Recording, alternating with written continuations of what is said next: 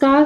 तर तूही रे माझा मितवा या मालिकेच्या आजच्या भागात आपण पाहणार आहोत. अर्णव गॉगल लावून बाहेर जात असतो, तर त्याच्या मागे ईश्वरी सुद्धा असते. अर्णव गाडीत जाऊन बसतो. ईश्वरी गाडीच्या मागच्या सीटवरही असते. हे पाहून अर्णवला राग येतो. तो म्हणतो की तू अशी मागे बसून गाडी चालवायला मी तुझा ड्रायव्हर नाही आहे. तेव्हा ईश्वरी म्हणते की मला इच्छा नाही आहे तुमच्या शेजारी बसायची. अर्णव ईश्वरीची जिरवण्यासाठी तिच्या बाजूलाच बसतो आणि म्हणतो की गो अँड ड्राईव्ह. तेव्हा ईश्वरी म्हणते की टू व्हीलर असती ना, आरामात चालवली असती मी. तेव्हा ती गाडीच्या बाहेर येते. अर्णव सुद्धा येतो. अर्णव म्हणतो की आपल्याकडे टू व्हीलर नाही आहे, तर आपल्याला कारनेच जावं लागेल. तेव्हा ईश्वरी म्हणते की मला तुमची आणि तुमच्या कारची जरूरत नाही आहे, मी पायी जाईल. तेव्हा अर्णव म्हणतो की मला काही प्रॉब्लेम नाहीये, एवढ्या डिस्टन्सने आपण पायी आरामात जाऊ शकतो. तुला चालणार असेल तर जाऊया आपण. ईश्वरी म्हणते की त्यापेक्षा आपण रिक्षाने जाऊ. अर्णव म्हणतो की वाव ग्रेट, तू तर रिक्षामध्ये माझ्या बाजूला बसणार नाही आहेस ना, ड्रायव्हरच्या डोक्यावर बसणार आहे. रिक्षामध्ये जर माझ्या बाजूला बसायला प्रॉब्लेम नाही आहे, तर कारमध्ये माझ्या बाजूला बसायला काय प्रॉब्लेम आहे, असं तो स्पष्टपणे बोलतो. तुझा प्रॉब्लेम काय आहे माहिती आहे? जिथे प्रॉब्लेम नाही आहे ना, तिथे तू प्रॉब्लेम क्रिएट करते. हा तुझा प्रॉब्लेम आहे. तेव्हा ईश्वरी अर्णवला म्हणते की प्रॉब्लेम मी नाही, प्रॉब्लेम तुम्ही आहात, कारण प्रॉब्लेमशीच लग्न झालं आहे माझं. तेव्हा अर्णव चिडूनच म्हणतो की माइंड युअर लँग्वेज.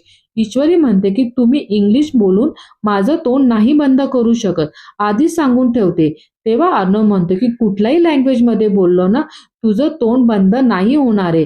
तेव्हा ईश्वरी ठामपणे म्हणते की नाहीच होणार आहे, कारण मी ठरवलंय तुमचं काहीच ऐकायचं नाही. तेव्हा अर्णव म्हणतो की तुझ्या घरापर्यंत कसं जायचं यावर आर्ग्यू करत बसणार आहेस तू. तू खूप चुकीचं वागतेस, कळतंय का तुला? तेव्हा ईश्वरी म्हणते की तुम्ही कसं वागतात? जिथे भांडण होण्याची शक्यता नसते ना, तिथे मुद्दामून भांडण उकरून काढतात. आता बोला ना. अर्णव म्हणतो की आता एवढं सगळं झाल्यावर मला कुठे येण्यात इंटरेस्ट नाही आहे. तरी पण मी तुला आता शांतपणे विचारतो, मॅडम मिस इंदोर, तुम्ही माझ्यासोबत या कारने ट्रॅव्हल कराल प्लीज? तेव्हा ईश्वरी कारमध्ये जाऊन बसते आणि अर्णव पण खुश होऊन कारमध्ये जातो. अर्णव स्वतःचा बेल्ट लावतो, तेव्हा ईश्वरी लावत असते, पण तिला काही जमत नाही. अर्णव ईश्वरीचा बेल्ट लावत असताना दोघे एकमेकांकडे पाहतच राहतात. तर ईश्वरी बेल्ट खेचत असते. यावर अर्णव म्हणतो की प्रेमाने सगळ्या गोष्टी होतात. ईश्वरी चिडूनच म्हणते की माहिती आहे मला, आता निघताय का? अजून कुठली ताणे मारता येतील याची यादी बनवतायत मनात. अर्णव म्हणतो की आता मला बरं वाटतं आणि तो गाडी चालवतो. तर इथे वल्लरी चिडूनच मामाला म्हणते की जेमतेम 1 दिवस झाला आहे अर्णवच्या लग्नाला, तरी गेला आहे तिच्या माहेरी सोडवायला. काय हो, कोणाला सांगतो हा मुलगा? तिला वाचवण्यासाठी लग्न केलं म्हणून. मुळात मनात नसताना लग्न झालेला माणूस हा सतत बायको बायको करत फिरत नसतो मागे मागे. तेव्हा मामा म्हणतो की तुला का त्रास होते? तेव्हा वल्लरी म्हणते की घरात घट बसणार आहे, सगळी तयारी बाकी आहे, तरी या बळजबरीच्या सूनबाई गेल्या निघून माहेरी. नवरा काय आहे डोक्यावरून फिरवायला? मामा काहीच बोलत नाही. तर इथे दुसरीकडे आपण पाहतो की अर्णव गाडी चालवत असतो. त्याला खूप छान वाटतो. तो सारखा सारखा ईश्वरीकडे पाहतो आणि म्हणतो की असं पहिल्यांदा होते मिस इंदोर गाडीमध्ये बसली आणि म्युझिक ऑन करावं लागतं, नाही तर सतत बडबड चालू असते तिची. आज नक्की मिस इंदोर गाडीमध्ये बसली आहे की शांततेचं रूप घेऊन दुसरी मुलगी बसली आहे? ईश्वरी काहीच बोलत नाही. गाणी सुद्धा प्रेमाचे असे छान छान लागलेले असतात. तेव्हा ईश्वरी चेंज करते. अर्णव मनातल्या मनात खूप खुश होतो. ईश्वरी कम्फर्टेबल नसते. तेव्हा अर्णव म्हणतो की प्रेम, मी नाही लावली गाणी, तूच लावतेस चेंज करून. अर्णव गाडी चालवत असताना ब्रेक लागतो. तेव्हा ईश्वरी आपटते. तिची बांगडी तिच्या हाताला लागते. अर्णवला खूप वाईट वाटतं. बांगडीची कास स्वतःच्या हातात तो घट्ट पकडतो. अर्णव म्हणतो की miss Indore, I am sorry. तेव्हा ईश्वरी चिडूनच म्हणते की जरा गाडी हळू चालवा. अर्णव गाडी चालवतो. तर इथे दुसरीकडे आपण पाहतो की वल्लरी म्हणते की मी लहानपणापासून अर्णवला सांभाळलं आणि ही काल आलेली मुलगी माझ्याकडून सगळं हिसकावून घेणार आहे असं वाटतं मला. तेव्हा मामा म्हणतो की हिसकावून घ्यायला तुझ्याकडे असं काय होतं? सगळं तुझ्यासारखे नसतात वल्लरी, कायम पैशाचे विचार करणारे. वल्लरी मामाला दम देऊनच म्हणते की गप्प बसा जरा, आजकाल जास्त बोलताय तुम्ही. ती मुलगी आहे पैशाच्या मागे, तिचा डोळा आहे पैशावरती. जे हवं होतं ते साध्य केलं तिने. तेव्हा मामा म्हणतो की ती मुलगी काय सारखं? सून आहे या घरची, मालकीन आहे. तेव्हा वल्लरी बोलते की मालकीन लायकी आहे का? यावर मामा म्हणतो की तुझी आहे का? वल्लरी म्हणते की काय म्हणालात? मामा म्हणतो की अर्णव खूप चांगला मुलगा आहे, त्यामुळे तुला हे कधी जाणून दिलं नाही. आपण इथे आश्रयित आहेत हे विसरू नको. तेव्हा वल्लरी म्हणते की तुम्ही असाल आश्रयित, मी नाही.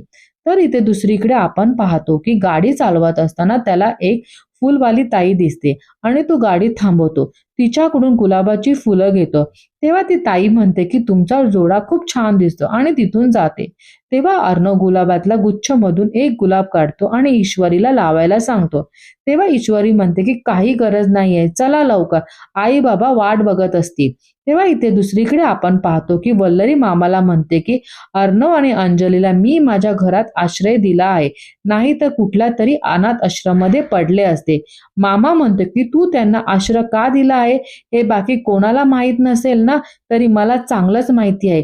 उपकार नाही केले तू त्यांच्यावर, हे बघ, मला उगाच तोंड उघडायला लावू नकोस, नाही तर. तेव्हा वल्लरी चुटकी वाजूनच म्हणते की नाही तर काय, माझ्या नादी लागायचं नाही, मी कुठल्याही थराला जाऊ शकते, हे तुम्हाला चांगलंच माहिती आहे. तेव्हा मामा म्हणतो की हो माहिती आहे, म्हणूनच गप्प बसलो आहे. इतकी वर्ष मुलं लहान होती आणि तू त्यांना सोडून जायची धमकी दिली होती, म्हणून मी शांत आहे, पण आता नाही. तर इथे दुसरीकडे आपण पाहतो की अर्णव आणि ईश्वरी घरी आलेले असतात. ईश्वरी आईला बघून खूप आनंदी होते. दोघी एकमेकींना घट्ट मिठी मारतात. अर्णव मनात म्हणतो की थँक गॉड, चेहऱ्यावरती हसू तरी आलं. ईश्वरी आत्यालाही जाऊन भेटते. आत्या म्हणते की खूप गोड दिसते, माझीच नजर नको लागायला. सुप्रिया अर्णवला म्हणतं की अर्णव तुम्ही कसे आहात? तेव्हा अर्णव म्हणतो की मी मस्त आहे. अर्णव गुलाबाचे फूल सुप्रियाला देतो आणि म्हणतो की ही फुलं तुमच्यासाठी. तेव्हा सुप्रिया खुश होऊन म्हणते की चक्क जावयाने मला गुलाबाची फुलं आणली आहेत. तेव्हा ईश्वरी म्हणते की काटे नाही आहे ना, बघून घे. तेव्हा सुप्रिया ईश्वरीला म्हणते की इशू काटे नसतील तर ती गुलाबाची फुलं कसली? सर्वजण आतमध्ये जातात. इथे दुसरीकडे आपण पाहतो की मामा वल्लरीला म्हणतो की हे सगळं मान्य करून शांतपणे जगायला शिक. नसेल जमणार तर आता मी शांत राहणार नाही, कळलं ना मी काय म्हणतो ते, आणि निघून जातो. तेव्हा वल्लरी स्वतःशीच म्हणते की इतक्या वर्षात केलेल्या कष्टाचं फळ आता मिळायची वेळ आलेली आहे आणि हा माणूस मला शांत बसायला सांगतो आहे. अर्णवच्या आई वडिलांना मी सोडलं नाही तर इथे या अर्णव आणि ईश्वरीचा या वल्लरी समोर काय टिकाव लागणार आहे.